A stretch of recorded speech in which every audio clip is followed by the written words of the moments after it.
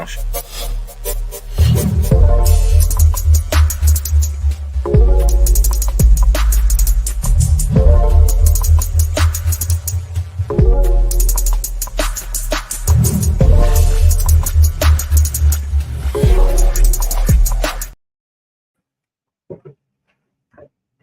How you doing, ladies and gentlemen? Welcome to This and That.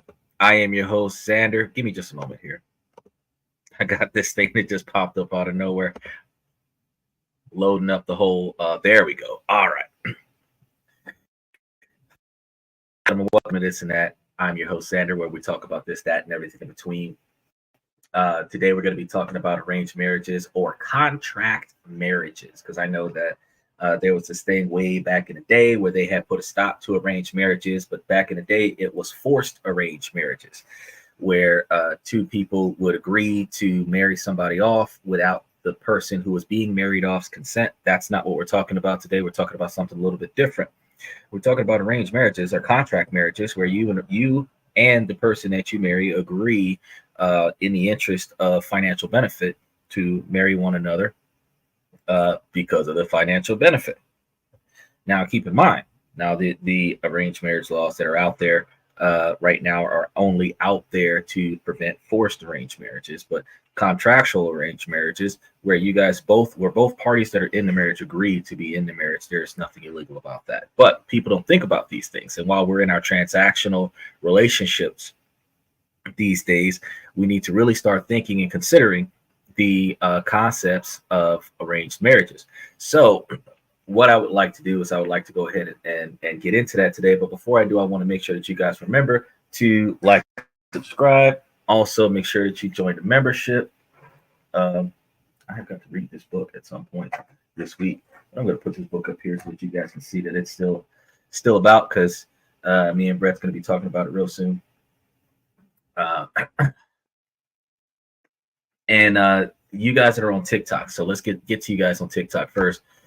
Want to make sure before we get into our topic that you guys on the TikTok side can click that subscribe button, go to the YouTube channel and join us, or follow us on TikTok as well. Do both. I recommend it, because whenever we go into full steam on the show, you get push notifications from YouTube. You don't really get those push notifications from TikTok. TikTok just lets you know, hey, that we're online if you're following us. But all of the information on the show is on YouTube. All future shows, if you want to tag specific shows that you want to see, that'll give you early reminders to let you know that they're coming. And then the community tab will have a lot more information in it about upcoming events, past events, details, and other such covert information that will not always be readily displayed on the public area. So you will have a membership option to get more detailed information than what we have given out to the public, but we do have a lot of public information. For those of you guys that are watching us on YouTube, Twitch, and Twitter, internet thing that we're still dancing around. But for those of you that are watching us on YouTube, Twitch, and Twitter, you guys have the opportunity to work out the clicking of the link, approving the mic, approve the camera, and then you guys would end up on our show live and in person. So besides the invite that's over there on the Twitch side, where you guys can request to be on the show, or actually jump up on the show from the YouTube, Twitch, and Twitter side, where you guys can approve the mic, approve the camera, and come up here and be seen live. You guys can give shout outs to your friends and family members and what have you. So while you guys are rolling in, I'm gonna go ahead and start talking about these arranged marriages. So the arranged marriages, the arranged marriage situation back in the day, as I explained moments ago, was basically about individuals that would go up to the girl's father or mother or whatever, talk to the girl's family, and make the proposal that he would marry the girl for a dowry, a specific deal or contract or whatever. The family of the person that gets married would typically agree to that and then hand them over. And that's like this, to sum it up. You still see dowries in other countries, but you don't really see that here in the United States anymore.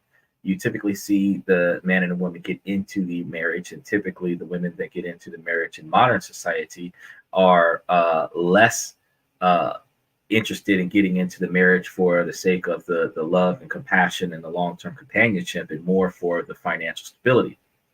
Uh, I would have to say that that's probably a common mentality amongst a lot of women across the world, that, you know, you're getting into a relationship with a man for financial stability, shelter, a roof over your head. It's just that the standards of living of some individuals in some countries that are not in the United States might be far less than the um, overly privileged standard of living that we have here in America.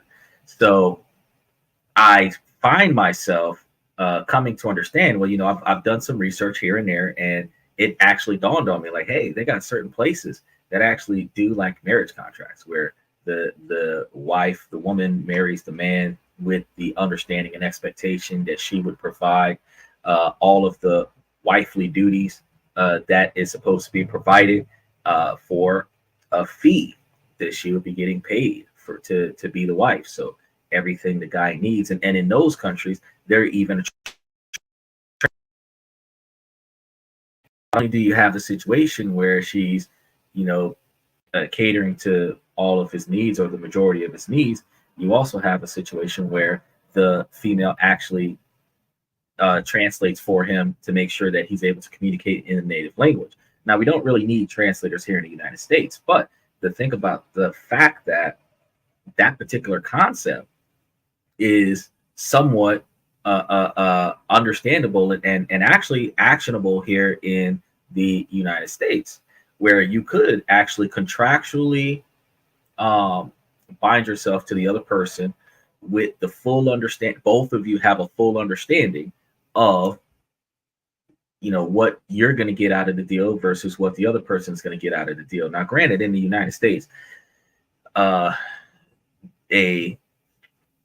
contract is only enforceable to the magnitude of goods and services. Well, the control of assets, not so much the transactional effort of goods and services. So what that means is that if you're in a situation where you're supposed to get a certain service for a certain fee, and you don't get the service that you paid for, then you have the opportunity to get reimbursed for the service that you were paying for.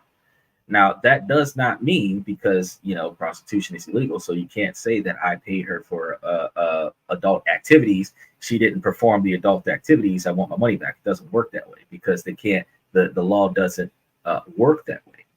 But under the expectation of the prenuptial agreements and stuff to that effect, though, like for example, in Dubai, the wives receive a dowry, or not a dowry, a allowance. That actually could be somewhat of the same type of expectation here in the United States, where, you know, well, if the two of us were to get married, you would receive a certain quantity of money per month that should take care of all of your miscellaneous needs, and I will take care of your primary bills and your primary shelter, and in return, you will do whatever I need you to do. A personal assistant for every expectation of the word personal. So, in that scenario, by having that particular type of contract, you're saying that, well, only so much money per month or so much money per year is going to be afforded to this particular individual. And you're actually setting up the type of contract where you're saying that nothing else is she entitled to beyond that amount. Now, I completely understand that a lot of people are going to say, "Nah, that's bullshit. We're not gonna go down that road," because a lot of men want to get that prenup, and they want to keep their money in their pocket. They want to keep everything to themselves. Well, consider it like this: usually, when a woman marries a man, the woman is entitled to half of the estate, because the expectation is that the woman invested in the man and contributed to the man's success in some way, shape, or form. The modern day women in 2024, not so much so. There are some that do cater to their men, and there are some that do invest in their man's success, but that's not as common as it used to be 50 years ago. So what we see is, in modern times, is that a lot of the women that are getting married in these younger 20, 25, 30-year-old women now, that are getting married now are getting married for the sake of the assets of the man, hoping not to be strung up with a prenup, and then end up in a scenario where if they divorce the man, regardless of how short the marriage is, they divorce the man and take half of the man's assets, where the man doesn't actually have to do anything wrong to be divorced, but the fact that he is being divorced and he was financially more successful than the female, that he would then be responsible for paying for a larger percentage of alimony out of his money to her. And in certain situations where children are involved, he would also have to pay her for the child support for each one of the children that she maintains possession of. And that used to be the bait trap that a lot of the athlete chasing girls used to do, where they would deliberately get pregnant by the athlete so that the child support for the athlete's child would be that same percentage. But because that athlete is making hundreds of thousands, if not millions of dollars, that percentage turns into an annual salary that covers the girl's standard of living. So one or two children from an athlete, and a female doesn't have to work for the rest of her life as long as her children are living with her. So for 18 years, she's got the high life. And if she takes good care of the money, even when the kids move out, whatever money she hasn't spent, she'd be able to live off of for a little bit longer. Some of those women tend to end up in another scenario where they end up pregnant again, where they end up having a new person that's going to be paying for another kid.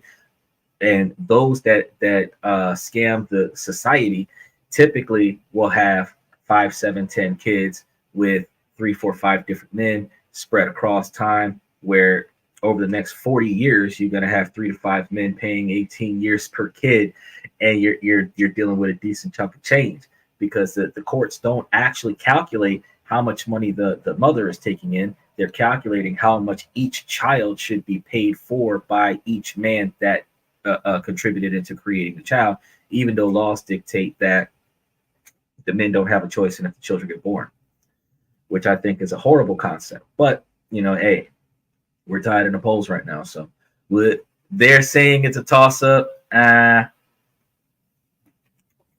So a close call. Like, electoral voters are going to be one-sided. But we're looking at the fact that if you think about the arranged marriage concept, you think about the fact that if you had a contract with an individual where you guys would be looking into the idea of having limitations, where you're saying, okay, well, I'm going to give you X number of dollars because you can afford that amount of money. I'm going to give you X number of dollars. That's all you're going to get. I'm going to take care of the lights, gas, water, utilities, stuff like that, vehicle insurance. You're going to pay for your own gas in your own car. If I pay for the car insurance or add your vehicle to my car insurance, that's it. And then the life of Raleigh that she decides to lead, she has to lead that life of Raleigh on a fixed budget that she's getting from you. She wouldn't be able to expect more from you because you have a marriage contract that says you're only getting this much money for this much effort. And that effort is going to be round the clock, and it's going to be continuous. You could actually have that particular type of contract include like an employment status, because she's an employee of your marriage when you're doing a marriage contract, but you can get some type of a contract involved in there where she will be getting a certain quantity of capital because of her involvement in if she was a partner that was going to help you with the business, that she'd be able to help you with the business, and then you would be able to give her a specific quantity because you got it contractually listed that, hey, if you throw in X number of dollars here and there, or not X number of dollars, if you throw in X quantity of effort on this job, then I'll give you X quantity of dollars. You guys can negotiate whether or not that's going to be in addition to the allowance, or if that's going to be included in the allowance, and then once you guys come to an agreement, you sign a contract. That's an actionable contract. Now, the actionable contract is going to be based off of, well, if you didn't put in the work, then you're not entitled to the money. Now, remember, the exchange of goods and services is not necessarily 100% enforceable in the court. So you can't say, oh, well, because she didn't rub my feet, I'm not going to pay her this month. That's not the thing. But the thing you can say is that, you forfeited or violated your contract. So when we terminate the contract, you are not entitled to anything that is not in this contract. So that's the other half of that. So I'm going to give you X number of dollars. That's all you're going to get. You're going to do X number of stuff. That's all I'm going to get. And if I decide to do more than that, it's voluntary. And if you decide to do more than that, it's voluntary. But you're not entitled to extra because you did something that wasn't inside of the contract. I'm not entitled to extra because I did something that's not inside of the contract. That's the situation that you have there. Now, for the sake of the exchange of assets, if she's using company cars, if she's utilizing company assets like real estate and such that effect, the termination of contract would forfeit her possession of premises, which gives you the ability to have her removed off of the property. So when you start breaking up with your girlfriends and divorcing your wives, the termination of that girlfriend contract or that marriage contract gives you the ability to effectively get rid of them a whole lot faster than what you would have to do with situations where litigation in court with the divorce. Oh, she wants the house, she wants this, she wants that. Well, if you've got a contract where she agreed that if you guys separated, that she's not getting the house, that she's not getting the car, that she's not getting 2/3 of your income, if you've got that contract set up that way, that whatever she's supposed to get for what she was supposed to be doing, that's all she got. And she got that distributed to her on a monthly basis. So once she stopped doing it, you stop distributing, and then she bails out, and then you terminate the contract, and now she's out. That's it. And when it comes down to actionable, the thing is that you still can't run over there and just change the locks the day that you're like, oh well, things are over. No. You're gonna have to give her advance notice of termination of employment.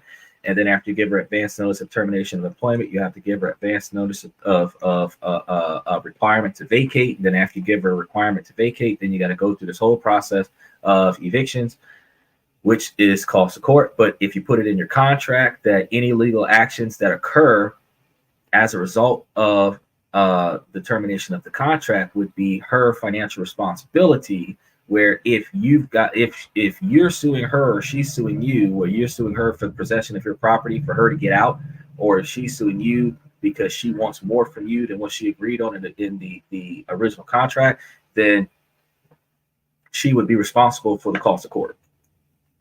Now, if she can win something where she can prove that the contract was nullified, she's entitled to X, Y, and Z more punitive damages, she did something stupid that you wasn't supposed to do, then that kind of burns your contract. But if you didn't do anything that you wasn't supposed to do, she decides that she wants out of the situation, just like somebody decides to walk off the shift and quit the job. Hey, contract says that when you're gone, you're gone. You don't get nothing else. What you got is all you're gonna get. You're not entitled to anything else. And if I've got to pay legal fees to get rid of you, you're gonna have to reimburse me for that. That is, you get all that stuff into a contract. You're kind of able to protect yourself a little bit more. And it actually helps because if she doesn't have a legal authorization to do certain things or have access to certain things, it kind of prevents you from having to go through the trouble of saying, oh, hey, she took my car. I didn't authorize her to take my car. A law enforcement officer will say, oh, well, if you gave her the keys, so you gave her permission to have the car. No, according to this document right here, she doesn't have authorization to have the car. So it's stolen merchandise from the business. And then, oh, okay, well, now we can take action. If you just got word of mouth, well, he said, she said, that's when you have issues with seizing your property back. So if you lend your girlfriend your car is gone, bro. Like, she don't got to bring it back. You can't really report it stolen because the police officers are treating even short-term relationships as domestic property, where you have to take civil action against the girl in order to get your car back, even though she stole your car. She literally stole your car. So that means that now you're in a compromising situation because she stole your car. But if you vet the person that you're dating before you put yourself in that compromising situation, you might be a little bit more successful with not having those problems. But I thought that in 2024, arranged marriages or contractual marriages might actually be a little bit more beneficial for us in modern times than they used to be back in the day. Because back in the day, the man was the only one that worked, and that was it. Like, think about right now, like, you got a job, she's got a job. If you've got a contract where you and her and the other chick are all in this together, and y'all are gonna to build up an empire where, truth be told, look, women are making between 40 and 50,000 a year. If you get 2 or 3 of them together, you're making 150,000 a year. If you add 150,000 a year of whatever they're making to whatever you're making almost 250,000 a year. If the 4 of you guys can live in the same 4-bedroom house, where the standard of living of that 4-bedroom house is about 60,000, 70,000, 75,000. If you include everybody's food and drinks and everything to that effect, you're looking at the fact that you remember the TV show Three's Company, right? For those of you that are before 1999, you remember the TV show Three's Company, where the guy was living in the apartment with the 2 girls.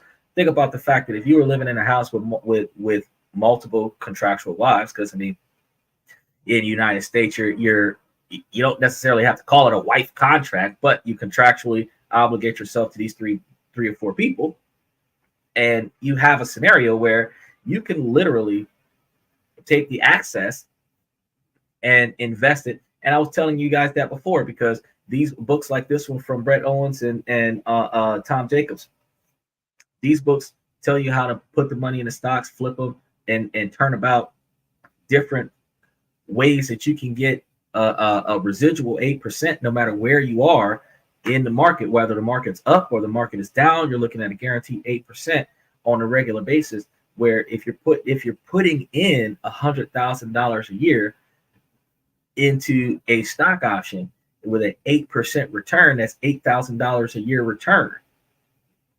And if your standard of living between 3 or 4 people is covered over that scenario, you're able to expand a whole lot more. Now, I understand that when you got 4 people, you're going to want to have like a 75%.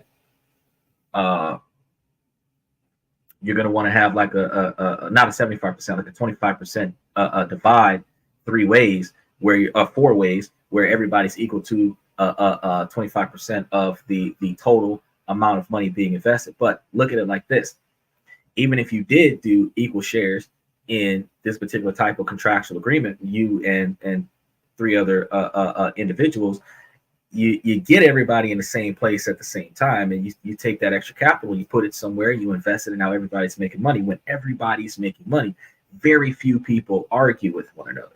One of the things that I come to find out, though, is that while women are not as savvy with investment as men, and it's not because they're not smart enough, it's because they're prioritized to take good care of their looks and appearances over grinding to make money. Men are going to put more time and more effort into grinding to make money, and don't really care how they look a lot of the time. Some of them actually really don't mind looking like a bum so that they can make that extra cash, so that they can look sharp later on. But you get those that are all about that extra dollar, and then you show them, well, hey, if you invest in me, then I'll be able to invest in you. You can actually have an investment contract with these females where you're like, hey, each one of y'all invest in me, and then I'll provide you, each one of you, with a percentage return. And be reasonable. Say, look, I'll get each one of you guys back a 7 or 8% return on, or not even an 8%, like a 6 or 7% return on your investment. You got 3 of them there. They together, each one of them is giving you like 33 1/3. You end up with 100 extra grand. You put that 100 extra grand into the stock. They're getting back 7. If you're turning back 8 or more, they're getting back 7. You keep the other 1%. You got 3 people investing in you. You've got 1% of 100 grand that's coming back to you, which is $1,000, just because they handed you their money. You're getting $1,000 off of investing somebody else's $100,000. That now you start thinking like Wall Street. But back to these arranged marriages, the fact is that the men are looking for companions, the men are looking for partners, the men are looking for the type of female that will do the things that the man needs done. And ultimately, you're looking for a personal assistant that you also sleep with. Now, the women are looking for a walking stock option that pays dividends and royalties on a regular basis. It's not so much an ATM machine, because ATM machines run out of money eventually. Women are looking for the type of situation where they're consistently receiving dividends from this situation that they're involved in, and not necessarily having to put in effort to get those dividends back. Now, the thing is that in our transactional society, in our modern transactional society, it's hard to say that we're going to mix the transactional expectations of women, where I must get paid for my presence, and then I must get paid extra to do this, and then I must get paid, receive social status in addition to, in order to do extra, versus men saying, well, now I got to pay all this extra money so that I can find out if this person is reasonably cooperative towards my agenda. We now have to find a common ground. And then that common ground is that, well, if the man limits the quantity of resources that he distributes to the woman to expectations, you have a transactional relationship, and that's transactional dating. So when I said, well, hell, when you think back to arranged marriages is almost the same thing as contractual dating, because transactional dating is going to be like you're buying her dinner, you're buying her nice things, you're basically renting the girl. But the difference is, with the transactional dating versus the current dating game that we have right now, is that with transactional, she's actually going to fulfill her requirements in order to receive that. See, the current dating game that we have right now, all she has to do is show up and she gets paid. With transactional dating, you've got to produce and then you get paid. So if you turn that into a transactional marriage, where it's like, well, you're going to get X number of dollars, but you're going to get that after you perform X number of tasks, and you're going to have to perform these tasks on a regular basis in order for you to receive this income on a regular basis. And there you go. You're looking at you actually end up with a better marriage than what you would when you're hoping that she's going to do the things that she's supposed to do when the wifely duties are falling short. And think about it, ladies and gentlemen. Think about how the wifely duties are already falling short. That's why we got microwaves and dishwashers and TV dinners. That's why we got washers and dryers, and the dryer does steam cleaning and wrinkle free, and we got permanent press, and we've got Shark vacuum cleaners, and like the wifely duties are already falling short, and we're substituting wifely duties for technology. And keep in mind, because a couple weeks ago, Elon just released them Terminators out on the street, and now they got a bunch of androids walking around making you martinis and shit. So I mean, now you got one that'll cook, clean, make mix drinks for you, and do the laundry and everything like that. You're looking at like what are you going to ask the wife to do now besides just lay there for in-person encounters? Because you got babysitters watching the kids, so the wife isn't watching the kids. The maid is cleaning the house, so the wife is cleaning the house. The butler's got the door, so the wife isn't answering the door. The chauffeur's driving the car, so the wife's not driving the car. She's not going grocery shopping. So it's just like when you get your transactional contracts, you're able to say, well, these are the things that I expect. Now, on the flip side, though, ladies, because I'm not just doing this for the men, though. I believe that this is actually really good for you ladies, too, because you ladies would be able to say, okay, well, I know, this guy's got a little bit of dough, and I'm looking to, not have to do nothing else if I got to deal with all the bullshit he's asking me to deal with. You set your terms like, okay, well, and you got to be reasonable, ladies. Be reasonable.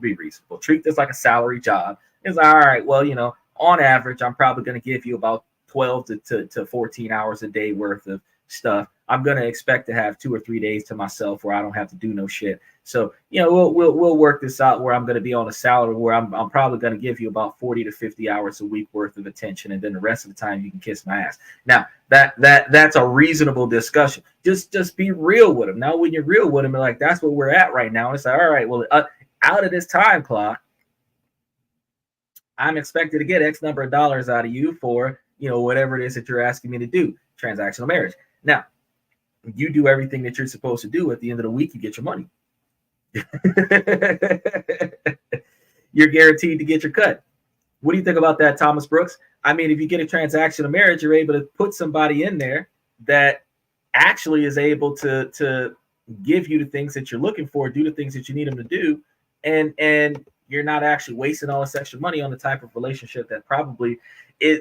A lot of the relationships that happen in 2024 are going to be based off of the difference of income. So if you're going to monetize your income, you're going to monetize this person. You're like, hey, well, you're going to get in here. We're going to make it do what it do. Sign here, sign here, sign here. And you got your employee. I don't know. What do you guys think about it? Because I thought this would be a fantastic idea. From what I'm hearing, it works very good in the Philippines. And if you can afford it, you can have more than one. So instead of you having the jealous girlfriend or the jealous wife that's getting mad at you because you've got more than one woman on a ticket, if each one of the women are on a salary, you got a contract for each one of them, there are no problems. Everybody knows about each other. Everybody's working together. You can alternate schedules where you've got you a nice salary where each one of them is going to do what you need them to do when they're available to do it. You give them a couple of sick days. You maybe even give them a couple of vacation days. And if you've got less than 5 employees, you don't have to have workman's comp insurance. So there you go. Small business. I think that's a fantastic idea. You got to think about what kind of madness that Hugh Hefner had tied up underneath his belt to have 52 women living in a house with him, and all of them did what he wanted them to do when he wanted them to do it. It wasn't just because he was a millionaire. It wasn't just because he was a billionaire. It was because each individual person was getting what they were expecting to get or trying to earn what they had already used. And in exchange, everybody stayed in a mansion. The man made money. He didn't have to work. You got people all over the world that are finding ways to say, hey, look, in this transactional lifestyle, you should have somebody there that's rubbing your feet, massaging your back. If you're going to get out there and hit the grindstone, you're going to be 30, 40,000 paces a day, walking around trying to get work done, lifting heavy stuff. Your back hurts, your neck hurts. You should be able to put yourself in a position where you're out there making the money for a team that is going to help you be able to get back out there and make that money a second time. It's even better when you are in a situation where you have a team helping you make money so that all of you can split the money in a reasonable fashion. And look, we're in a society right now where no matter how you look at it, everybody that's making less than 70,000 a year, you guys can admit times is tough. Times is tough. You're working 60, 80 hours a week trying to make that money. You are struggling on a regular basis trying to make that money. And it is tough. So if you are able to set up a contract where you can have that marriage contract, where you can have the ability to partner with somebody, and you guys already understand what you're here for. Because think about the simps. The simps are dudes that are thirsty for the chick. They're throwing all their money at the chick. The chick is using them, and then she's going to run off with the money, and he's not going to get anything other than being broke. Think about the 304s. They out there throwing it back for no money, and the dude got money, and he just using her. She thinking that he's going to turn her into something because he got something, and then he's going to use her and throw away. Both sides could benefit from a contractual agreement where you guys are able to sit down and talk about what you expect from each other, get it in writing, sign that contract, and then enforce it. Now, jump in and tell me that I'm wrong. Jump in and tell me that ain't going to fly. Because, really, the only thing that stops you from being able to perform that without a contract is the fact that you just can't trust each other. There are so many people out here right now, especially here in the United States, that will say one thing and do another to the magnitude, and it gets frustrating.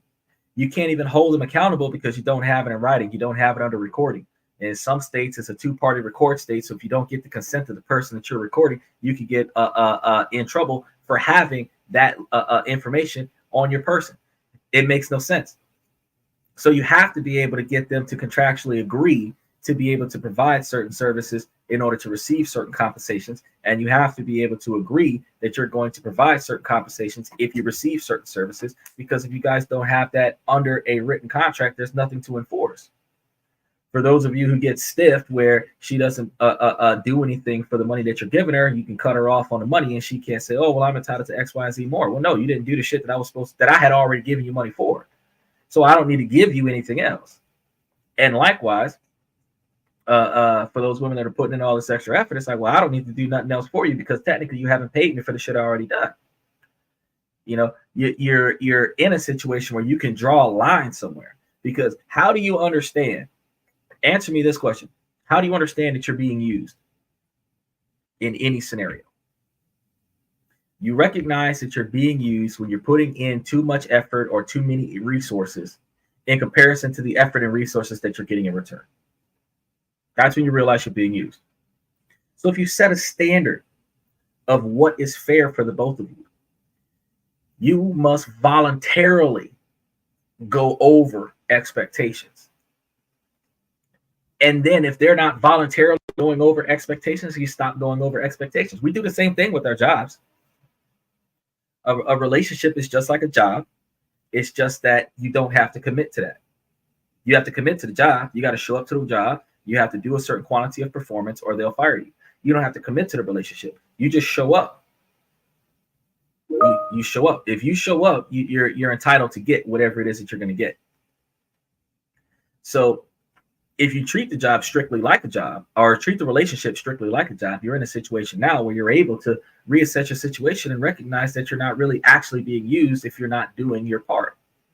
I notice I've heard a lot of women on social media recently complaining about the fact that it's way more effort and way more time to cook and clean and wash dishes for more than one person. But they're saying that, oh, well, I'm going out and doing this whole 9-to-5 job, and then I'm coming back to the house and I'm also doing for the house. My partner's just going to work and bringing back the money. I'm going to work and I'm bringing back money too, but I'm doing all this extra stuff around the house. It's way more stress and it's way more exhausting. Well, that was liberation. That's what women fought for. They fought for more responsibility. They didn't fight for equality. They fought for more responsibility. Because when you think about it right now today, there's literally no right or privilege that a man has today that a woman doesn't also have. But there are so many more rights and privileges that women have that men don't have. So equality is long since gone. It's unequal right now in society. Like, women have more benefits and more abilities to gain assets and resources than men. It's just that men retain their assets a lot more effectively than women. So when women are looking for a man, the women are looking for a man that has assets retained. Whereas a man is not looking for a woman with assets retained, because women are not expected to bring anything to the table besides a pretty face and some sex. So since men have to have assets retained, the woman is going to come up because she doesn't save anything. She doesn't store anything. She doesn't keep anything. She doesn't invest in anything. Very few women have a stock portfolio where she can compare her stock portfolio to his stock portfolio on the first date. I know they got a lot of women that walk up to a man and ask the man, what do you do for a living? Doesn't matter what do I do for a living. What's your credit score? When's the last time you missed a payment on a bill? How much do you invest in stocks, bonds, and savings? What's your 20-year retirement plan? Like, you're asking me, what do I do for a living?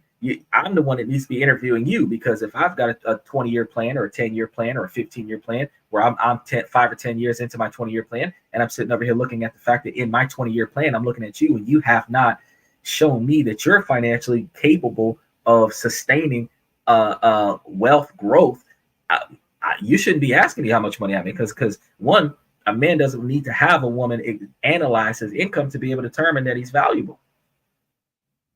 But since a woman is not expected to bring money to the table, if you're not going to have a contractual relationship with one another where you're expected to put in a certain quantity of effort and offset that quantity of effort with financial capital, where, hey, you don't have to cook and clean. You can hire a maid with your half of the money.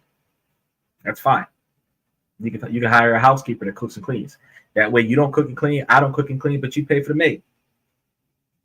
We're good to go. If I'm supposed to be offering you a certain quantity of money, with the cost of the maid comes out of your cut. These are things that if we were rational about our engagements, you wouldn't have petty squabbles between husbands and wives about what you didn't do versus what I didn't do. Like the couple that we had on the show a month ago, probably a month and a half ago, where the lady was complaining about how the husband doesn't do the dishes. Why do you believe that your husband would be required to do dishes? He's required to bring back, as ideally the breadwinner, the majority of the income is paying for all the bills. Why is he expected to do dishes? Ladies, help me out with this. Why is it that you have these expectations that the men are going to fulfill the masculine and feminine roles, but have the financial responsibilities of the masculine role, but you're going to have the authority of the masculine role without having any of the responsibility of the masculine role, abandoning the feminine role and still expecting to receive benefits from the feminine role? That shit makes no sense in entirety. You cannot benefit from the feminine role and not be willing to participate in the feminine role, have the authority of the masculine role, refuse to have the responsibility and the financial obligation of the masculine role, take away the authority from the man of the masculine role, but give him the financial responsibility of the masculine role, and then force the man to adhere to the feminine role, and he's paying you benefits for the feminine role. That those four pillars don't line up. They don't line up.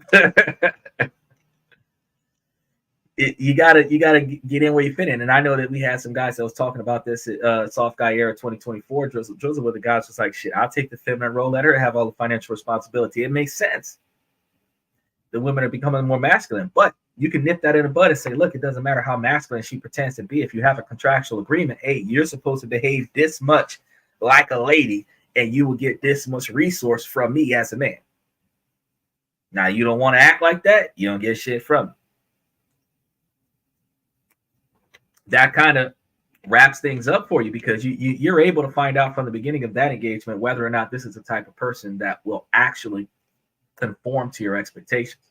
Now, I understand that women believe that men should conform to her expectations, but let's be honest, ladies, you're trying to get somebody who has more resources than you, because women don't really want to date a man that has less resources than the woman. No matter how little she got, she is not okay with getting a man that has less than her.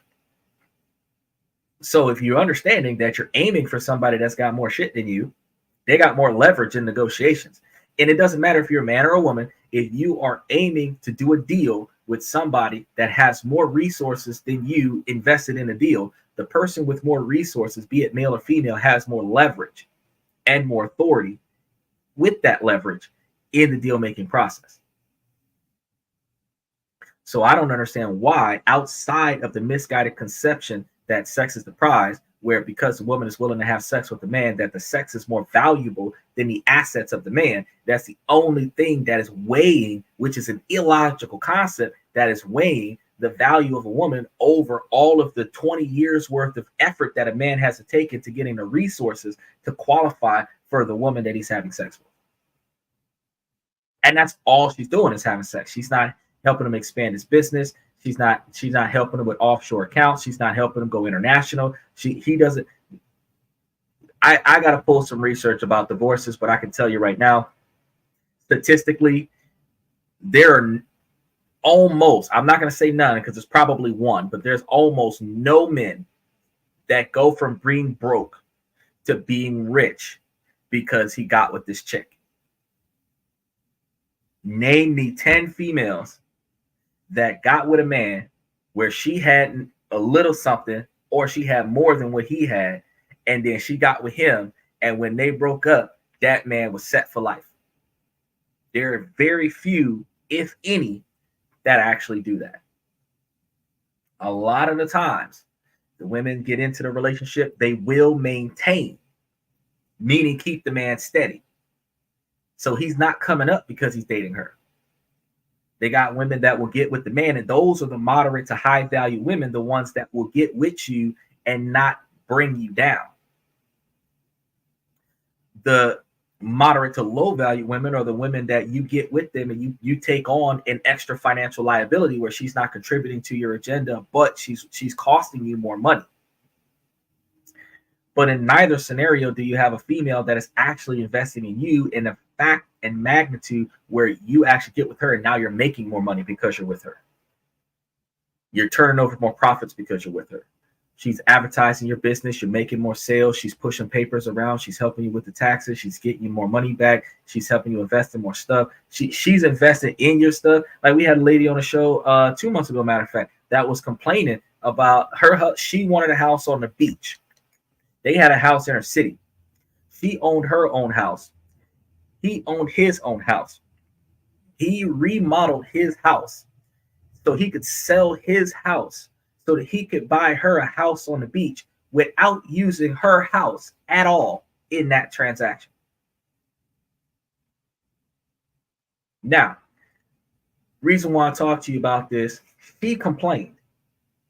She complained because out of $100,000 remodel, he needed $10,000. All she had was $10,000 extra.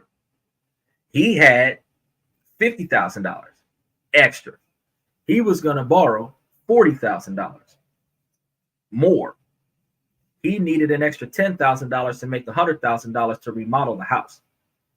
Then he's going to sell this $500,000 or more house so that he can go buy her a house on the beach.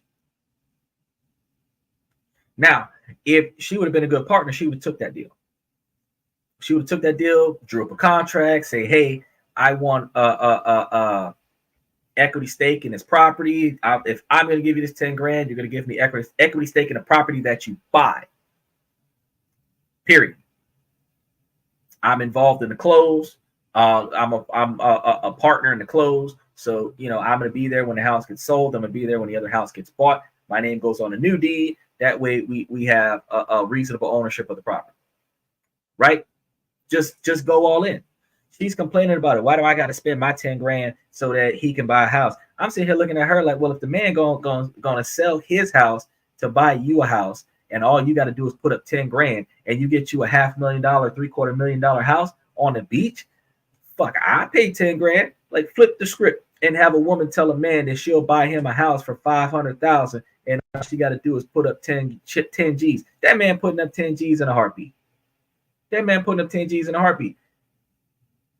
Cause what the fuck am I gonna lose? You got a $500,000, $750,000 house. If the relationship don't work, we sell the house. You get your cut back, I get my cut back.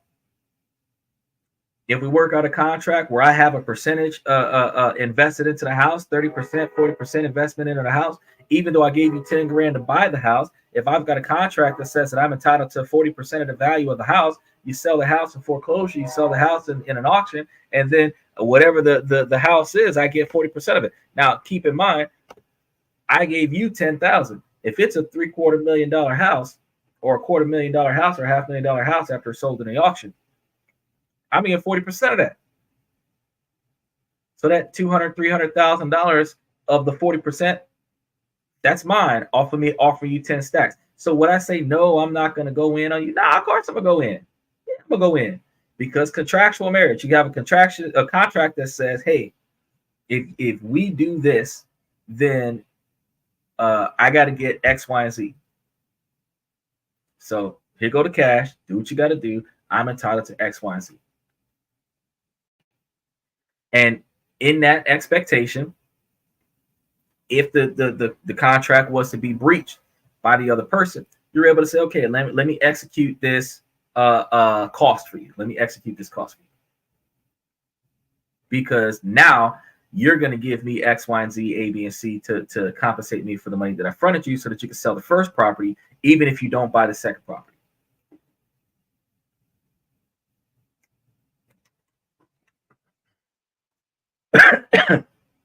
So what do you guys think about contractual marriages, contractual arrangements? Because you think about the Fortune 500 companies. When the daughter of the CEO marries the husband of another CEO, these kids are going to inherit the companies. These companies do a merger. The child of those two adults ends up being the head of the company of the merger. That's an arranged marriage. Why are the top 1% doing contractual agreements where the eldest son is going to inherit the company and is going to marry the eldest daughter that's going to inherit the company? And when these two marry, their companies come together, like IBM and South Central Bell becoming AT&T, and you're going to tell me that we never thought about this? The bottom 99% never thought about this?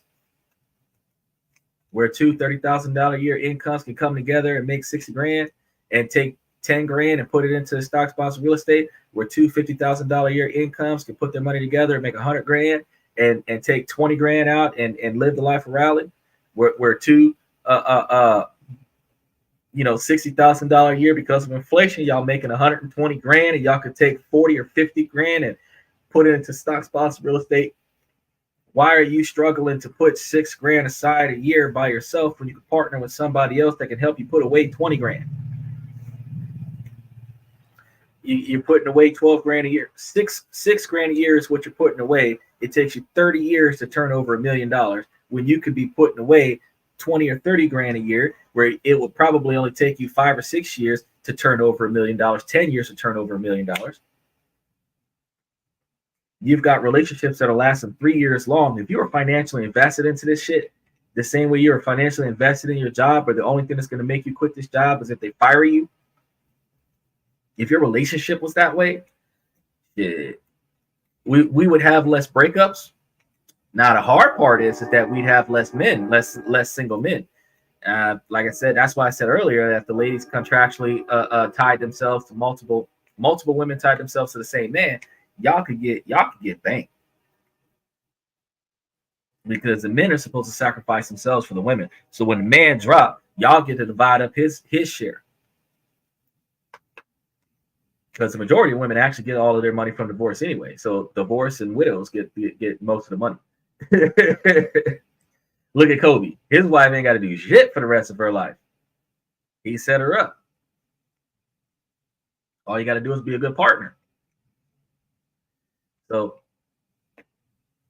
I just thought that was a good and interesting topic for us to talk about, because, if we start talking about these contracts, and I'm gonna see what I can do about throwing some stuff into the community tab on my YouTube page for those of you in the membership, where you guys can kind of see what we're talking about with dating contracts, marriage contracts. It's like other areas of prenups, where you just have a contractual obligation where you're going to be expected to perform certain household duties and other personal assistant tasks, and you'll be issued a salary allowance, and that salary allowance will cover your wants, needs, and desires, and then the man will just compensate for everything else. You just have to work out the legal verbiage. You're talking about covering a room and board plus this monthly salary. When you're covering room and board in addition to a certain salary, you don't necessarily got to give them $6,000 a month. You can give them $2,000 a month. But if you're giving them $2,000 a month and they're taking care of all of your shit, instead of you having to pay 3 people to do this shit, you got the one person that you're in a relationship with getting it done for you. Now, I don't know about y'all, but to me, that sounds like a good thing. I would find a way to work in a transactional society. I would work that in. Men are the ones that are wanting to really marry for love. They want to find a companion, and the men are going to be the ones who's going to be wanting long-term relationships with somebody that they can trust and count on and build and grow with. Women want to find one that's already established financially so that they don't have to stress, and they're looking to receive dividends from that stability without actually having to invest in the success of that financial stability. To me, I'm like, man, we need to work a deal out. That way you get what you're looking for out of this, and I get what I'm looking for out of this. That way we're both satisfied. If you're getting what you're supposed to get out of this, and I'm getting what I'm supposed to get out of this, and neither one of us is complaining, this could be a 20, 30-year engagement. You know what I'm saying? And if you've got a 20-year plan and we're going to be together for 30 years, and that means you're going to be on the ass end of this 20-year plan, reaping the rewards of the 20-year plan because you aided me in the ability to be successful in this 20-year plan. This is why our ability to be financially successful as men is corrupted by our desire to have a romantic relationship, because we're never treating the transactional behavior of the romantic relationship. We're not treating it as such. But if we compared the transactional relationships and the transactional datings that we have in 2024 to it's just business, you guys can put the money together and make the money make sense. But the deficit that you're investing in this particular individual versus the profit margin that you're trying to aim to, you would be able to offset and make sure that you're either breaking even or turning over a profit between your engagements with her and the money that you're making to put towards something else. And if you can't write her off as a tax write-off, there's certain shit you're not doing for her because she's not investing in you to make it worth your while. But if you are a walking business and you've got this individual contractually obligated to do stuff for you, and you're funding their existence because they're doing what you need them to do, you can label that person as an employee, and then all the money you're giving her is a tax write-off. Now she's doing you a fucking favor. I'm trying to tell y'all got to start looking into this. we're supposed to be trying to get the CPA up here onto the show so we can start talking about some of these interesting concepts, because this is some stuff that people don't look for or look into. But if you understand that number 45, when he paid his legal aid to pay that adult freelance worker, that was legal fees because he gave it to his lawyer. Well, I mean, if that adult freelance worker was the wife, that would have been paying his employee. So it's still written on a tax voucher the same way because you can hire family as employees. So like I'm saying, well, I don't understand why we don't do this, why we don't rationalize and divide up the cost between the individuals that are coming to kick it with us and utilize our resources versus the efforts that we get out of those individuals that benefits our agenda. One more thing I'm going to say before I let you guys go, because I mean, we started a little bit late, but we're going to end it a little bit early, because I was just sitting over here thinking we actually have to do a show coming up sometime next week or the week after where we got to start talking about the statistics, because one of the fans came to the show and challenged me to statistical data that proves that men actually do not get financially compensated out of divorce. So we're gonna do the statistical research on that. So that's gonna be an interesting show for the upcoming week. And then also we got to talk about this book, because at some point we're going to be talking about the holding of stocks and how to turn over profits and how to maintain 8% yields even in barren markets, even when we're at a dry spell with our stock sponsored real estate, how to always maintain an 8% yield where you have an annual return of upward of 40,000-50,000 a year off of almost $500,000 a year, where you're able to live off of the money that you're putting into, not even touching a principal. You're able to live off of the money that you invest, and you're able to take the money that you're the interest and give you a better standard of living, where that guaranteed money coming in is residual capital you didn't have to work for. So even if you were working in addition to that, you would have just that much more money to be able to improve your standard of living. Or you could quit your job and then just live off of the money. Me, I would quit my job and live off of the money and have some of those profits make more profits for me so that I wouldn't have to stress and be able to expand my empire at the same time. But, you know, that's me. I think the only grind that I would do is just continue to invest in some more real estate, stock, bonds, Bitcoin, to make sure that I had a larger quantity of capital coming back every year, and then take a lot of that capital and go overseas and start investing in stuff overseas so that I have money in multiple places, so that I don't have to just stay in America doing what I do. I can actually take my money to another country and do what I got to do. And that's one of the reasons why I was talking about last week about how to move your money around when you're with those people who are trying to take stacks and stacks and stacks of cash to other countries. And I'm like, nah, you shouldn't do that. You should hit you with a cashier's check. Another guy says, hey, you can fill out that tax form for when you take money out of the bank account that's that's more than $10,000. You can use that tax form to be able to and get a copy of that tax form that shows that you're paying taxes on the money that's in the briefcase, and then they won't rob you. But for those of you who are just withdrawing a stack of cash out of their bank account and walking away, the IRS, I mean the ATF and all those guys will come and snatch your money up if you've got more than 10 bands. And really, you shouldn't even be walking with less than 10 bands, because other people will snatch your money up. So even if you declare it, your money can still come up missing. So if you declare that you have a certain quantity of money there, you might have to insure the bag that money is in, so that if they steal that bag, that you get more money back than what you put down, which is a whole other ball game of stuff. But either way it goes, I say travel light, wire the money over there, and then withdraw the money out of the account. That would be your safest bet. But that's just my observation. Some other people say, nah, it's okay. Just fly over there with the cash. All right. You better get you a concealed carry permit from them before you get there. And then when you get that concealed carry permit from them before you get there, you make sure that you carry concealed until you get there. And then when you get there, you want to strap up before you get out of the airport so that before they can snatch that duffel bag full of cash from you, that you got them under control. And don't be that person that's like, oh, I'm gonna throw my stuff in the trunk, because from the time you close the trunk until the time you get into the vehicle, you are separated from your money. So if you're not the kind of person that's gonna get in the vehicle with your money at the same time, hey, y'all be taking risks. I ain't trying to take them risks. I'm trying to keep the money on me. I don't know what y'all talking about. But needless to say, I'm gonna go ahead and wrap things up and let you guys slide. We're going to be getting things ready for the upcoming show. So I want you guys to make sure that y'all stay tuned. Make sure y'all like and subscribe, join the membership.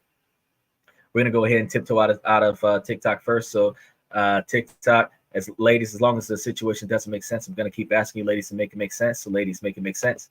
And as I sign out of TikTok, I got to check these stats. While I tell you guys, I really appreciate y'all coming to the show for the YouTube side of things. Definitely, you guys make us what we are. I really appreciate you guys that are watching us all over the world. It definitely helps us out. It gives us that motivation. Let me see. I gotta move this to a whole nother level. No internet connection. Here we go with that again. They trying me. How you gonna tell me I ain't got no internet connection? I got internet connection right there. Look, boom. It's saying available. It's saying exists. It's saying connect. They ain't it for real. They don't want me to put that real. That y'all doing me dirty. Doing me dirty.